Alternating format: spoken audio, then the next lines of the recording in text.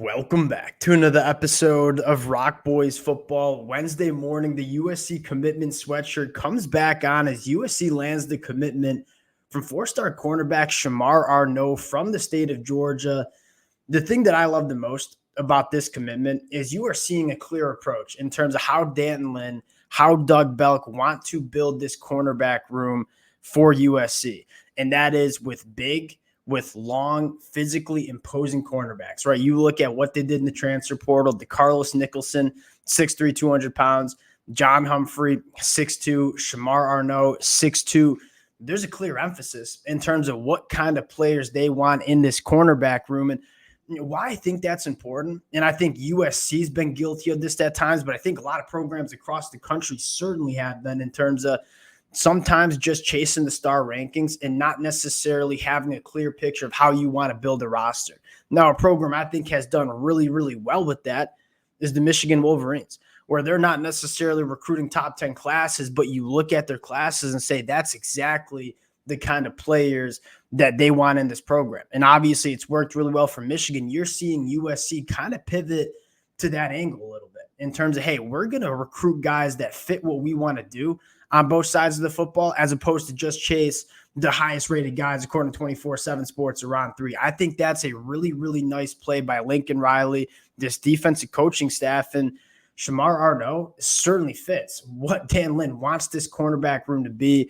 Really excited to get into the film. Before we do, and as always, just want to say thank you to you guys and to the USC fans. Many of you guys know I love talking this program, breaking down the commitments, but I can't thank you guys enough for rocking with the fellas. It's been maybe a little bit of a rocky road the last 2 weeks on the recruiting trail. We talk about the good. We talk about the bad. Y'all know I prefer to talk about the good. I prefer to break down commitments as opposed to decommitments.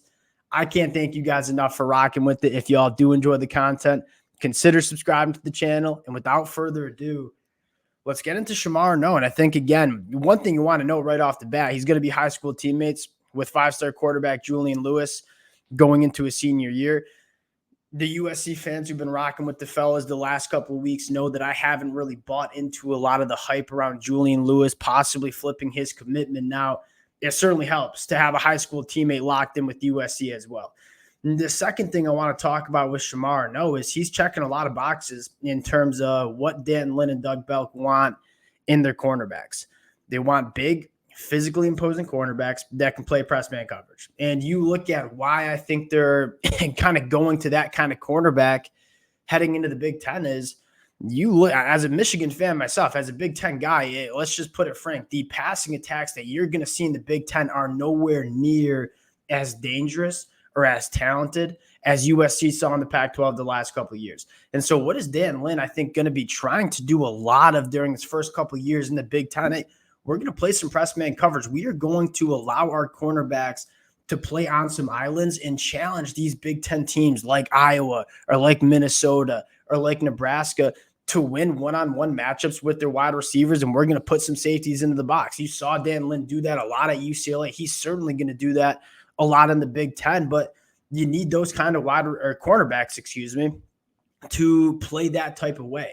You need big physical cornerbacks that can put hands on wide receivers, win at the line of scrimmage. He's filling this cornerback room with those kind of cornerbacks. I think there's a clear picture in terms of what Dan Lynn wants this cornerback room to be heading into the Big Ten. And from a personal standpoint, now Dan Lynn's certainly smarter than me, but I would say this, I certainly agree with what Dan Lynn wants to do in the Big Ten. We are going to challenge these Big Ten wide receivers to win vertically down the field, because guess what? The Big Ten wide receivers, a lot of these programs have not shown the capability to beat teams vertically down the field. USC is going to beg these teams to do it, but if you have cornerbacks that can win at the line of scrimmage, it's going to be really hard for a lot of these Big Ten teams to have success down the field against USC. I love what they're doing in terms of constructing this cornerback room with just big, physically imposing cornerbacks that can win at the line of scrimmage. You get into the film, and there's a couple things. And if I were to sell USC fans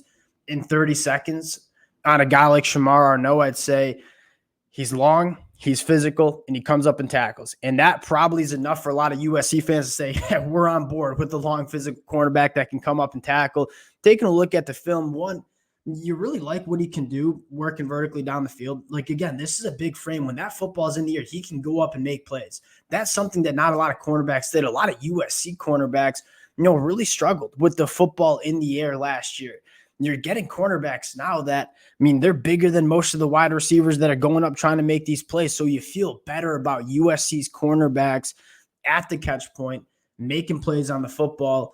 You continue to work through the film and say, hey, we're coming downhill. We're tackling in space. That is something that was a massive problem for USC over the last couple of years, and it's going to be it's going to need to be turned around heading into the Big Ten. Again, coming up, tackling, he is a guy that is really comfortable working downhill, being a physical tackler. He can close the distance pretty well too. You see this throwing window is certainly there. Shamar Arno breaking on the football, getting his hands on it, big, long hands, can get his hands on a lot of things, can close the distance, can work downhill really well.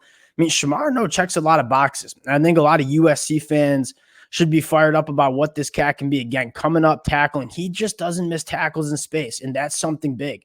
Dealing with some contact. Again, you're going to see a little bit of a change of pace in terms of the wide receivers that you see in the Big Ten. A lot of these Big Ten wide receivers are bigger, physical kind of guys. They're not necessarily going to separate, but they're going to be big and physical. You look at Shamar, no, just battle and winning with contact.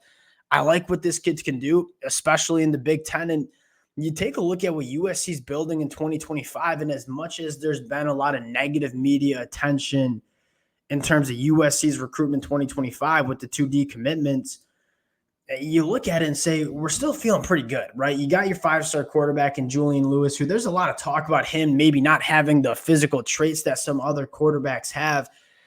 At a certain point, it's like, I don't care about physical traits. You look at Julian Lewis, he's a reclass guy. He's been playing since his freshman year, has put up dummy numbers in the state of Georgia, one of the best high school leagues in the country. Like, I just trust what the film is and what the player is with Julian Lewis. The physical traits can be damned. Now you continue to scroll down, Matai Togia. I always mess up that name. Love that linebacker. We broke him down in the spring.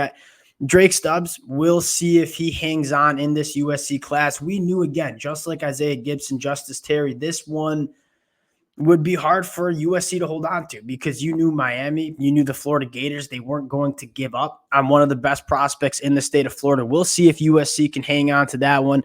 And then you start scrolling down and seeing a lot of blue chippers, a lot of 4-stars in this class. USC is trending for a couple of more.